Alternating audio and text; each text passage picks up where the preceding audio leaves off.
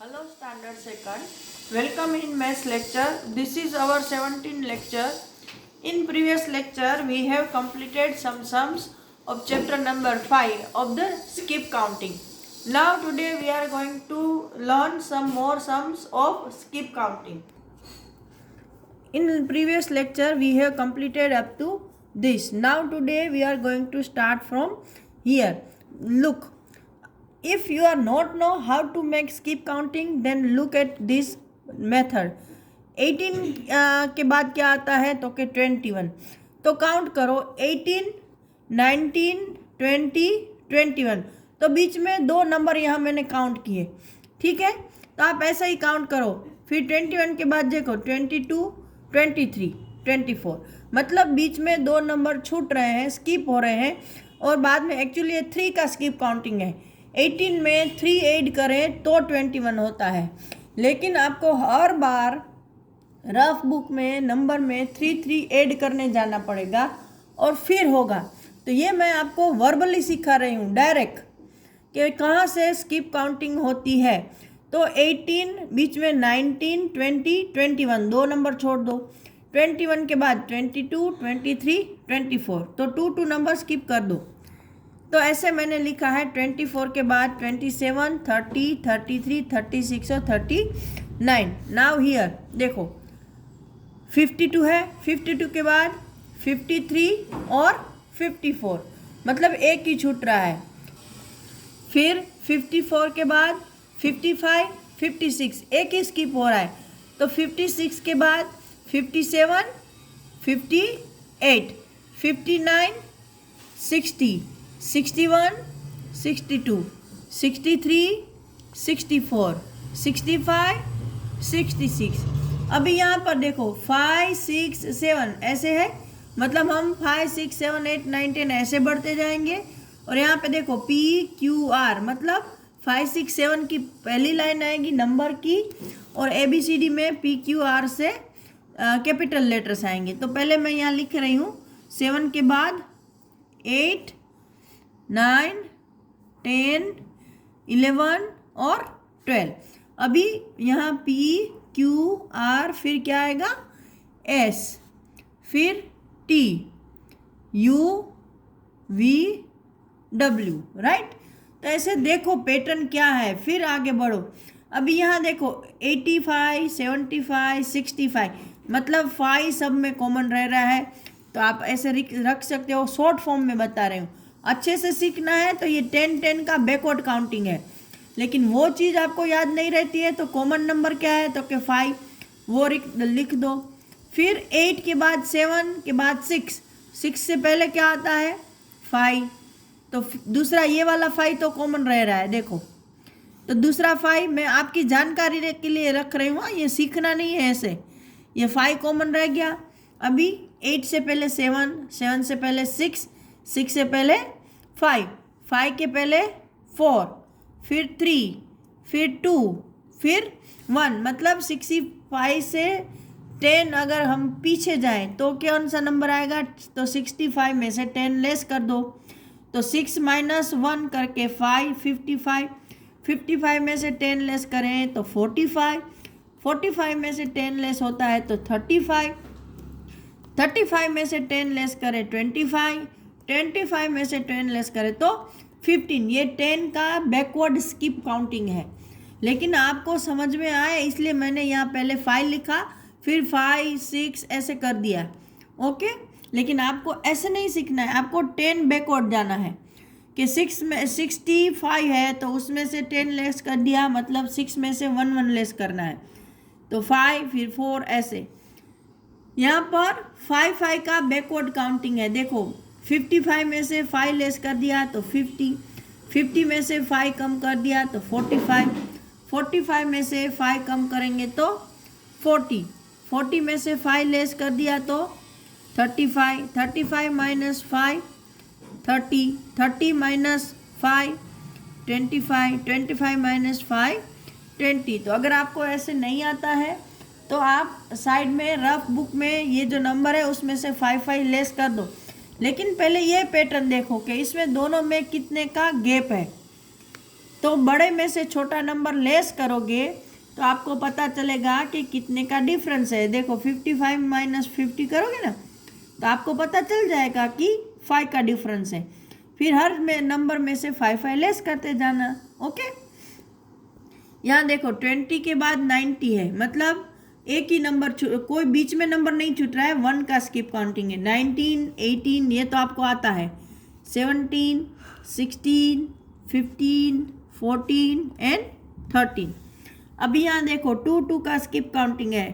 14 में से अगर हम 2 लेस करें तो 38 होता है, 38 में से 2 लेस करें तो 36 लेस होता है। लेकिन मैं आपको डायरेक्ट वापस वही मेथड सिखा रही हूँ। 40 फिर क्या आता है 39, 38, 37, 36, बीच में एक नंबर छूट रहा है, 35, 34, 33, 32, 31, 30, 29, 28, 27, 26। तो ये हमारा पैटर्न यहाँ पर पूरा हो चुका है।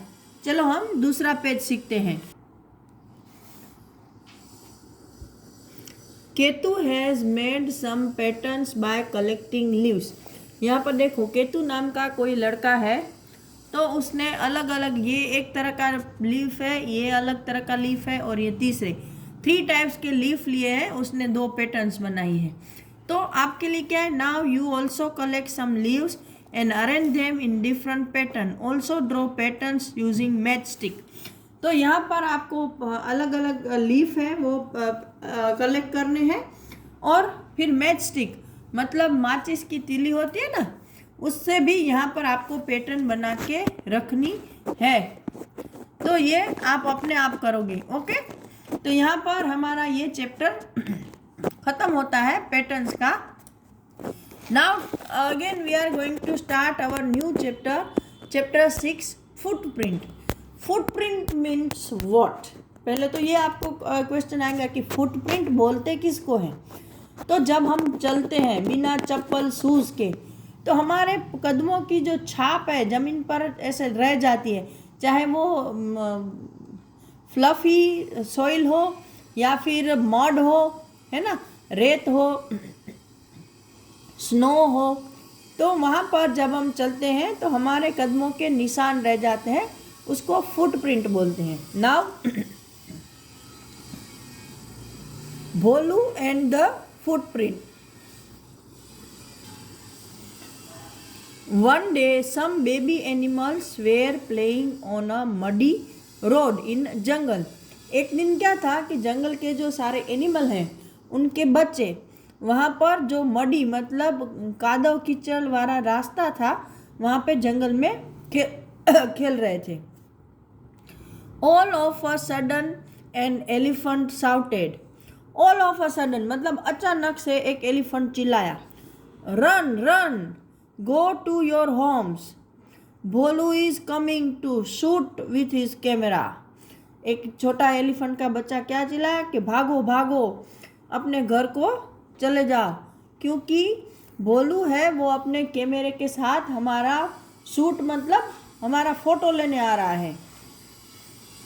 So all the baby animals ran away. तो क्या हुआ, सारे बच्चे भाग गए। When Bolu came with his camera, all he saw was the footprint of this animal.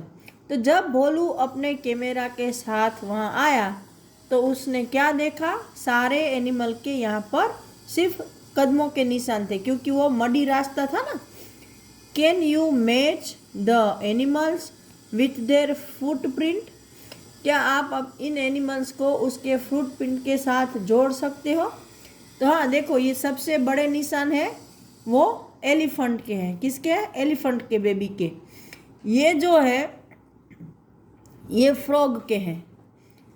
फिर ये वाले जो निशान है वो ये टाइगर के बेबी के हैं, और ये जो है 2 वाले वो ये बर्ड के हैं। Okay, so now we are going to discuss second page over here. Draw the footprints of a dog in this box. इस बॉक्स में आपको एक डॉग के फुट प्रिंट ड्रॉ करने हैं। तो चलो आप बताओ, जो डॉग होते हैं उसके कितने लेग्स होते हैं? 4 लेग्स, राइट। तो हम पहले, मैं ऐसे ही साइड में आपको रफली बना के बता रही हूँ कि सपोज ये 1, ये 2, फिर यहाँ 4 उसकी उंगलियां होती है, आपको पता है ना डॉग के। और यहाँ पे थोड़े थोड़े ऐसे नाखून होते हैं, छोटे छोटे। तो 2 आगे, और ऐसे अगर पीछे आगे पीछे वो चल रहा है तो ऐसे भी हो सकते हैं, साथ साथ में ना भी रखे वो। ये मेरा थोड़ा बड़ा हो गया है तो उसको छोटा बना देंगे। अभी तो पेन से हो गया तो नहीं हो सकता है, लेकिन आप केयरफुली करना।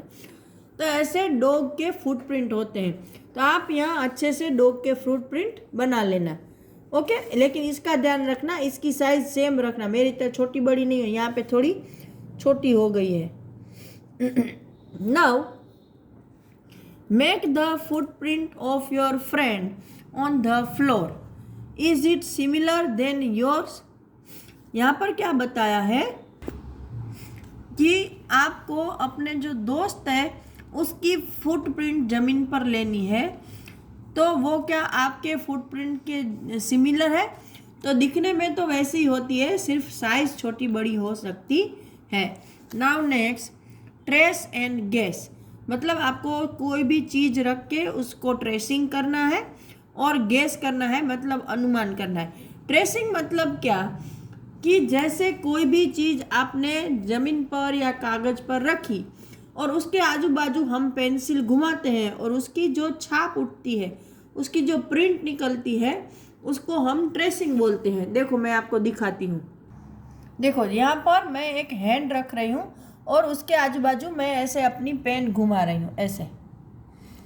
ये उसका जो शेप है ना, उसके ऊपर ऐसे फटाफट पेन जरा घुमा देती हूँ ताकि आपको आइडिया है कि ट्रेसिंग बोलते किसको है। ये हो गया, चलो हाथ ले लो। तो देखो अभी क्या बना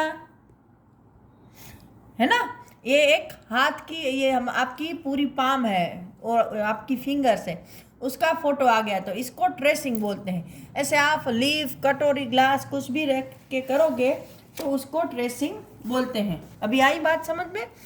now Ron is tracing a leaf. यहाँ पर देखो ये बच्चा है, वो लीफ ट्रेस कर रहा है, पत्ते। You also collect a few things like leaves, pebbles, pebbles मतलब छोटे पत्थर, स्टिक मतलब लकड़ी, बेंगल मतलब मम्मी की बंगड़ी, बिंदीस अलग अलग शेप की बिंदी, ट्रेस इज थिंग हियर। तो ये भी आप यहाँ पर खुद करोगे। लीफ ले लो, बेंगल ले लो, पेबल ले लो, कुछ भी, okay. Now Ruhi made 2 different traces of the same bowl. ये रूही नाम की लड़की है, उसने एक बाउल लिया है, वाटका जिसको गुजराती में बोलते हैं, और उसने एक ही बाउल से 2 अलग अलग शेप का ट्रेसिंग किया है। How did Ruhi keep the bowl to get 2 different traces from it? तो यहाँ पूछा है कि रूही ने एक ही बाउल से 2 अलग अलग ऐसी ट्रेसिंग ली है, तो वो कैसे ली होगी? चलो बताओ, आपको समझ में आ रहा है? देखो यहाँ ये पहले उसको उल्टा कर दिया है। जब उल्टा करेंगे तो उसके जो ये वाला हिस्सा है वो यहाँ ट्रेस हो जाएगा। फिर ये सीधा कर दिया तो नीचे का हिस्सा थोड़ा कम है तो उससे छोटी ट्रेसिंग बन गई। मतलब बाउल को उल्टा और सीधा दोनों साइड रख के ट्रेसिंग किया है, तो दोनों अलग अलग शेप मिले हैं। Next, look for other things like रूही's bowl which can give many different traces। तो रूही का जो बाउल है उसकी तरह और कौन कौन सी चीज़ें हैं जिससे आप अलग अलग ट्रेसिंग पा सकते हो? तो आप ग्लास ले सकते हो, फिर प्लेट ले सकते हो, फिर अलग अलग कटोरी ले सकते हो, कोई डिब्बी ले सकते हो, कोई बोतल जिसका शेप ऊपर नीचे अलग हो। तो ऐसी बहुत सारी चीज़ें हैं जिससे आप ट्रेसिंग कर सकते हो। तो आज के लेक्चर में मैं यहाँ तक ही रख रही हूँ। नेक्स्ट लेक्चर में हम आगे का पेज डिस्कस करेंगे। तब तक के लिए गुड बाय।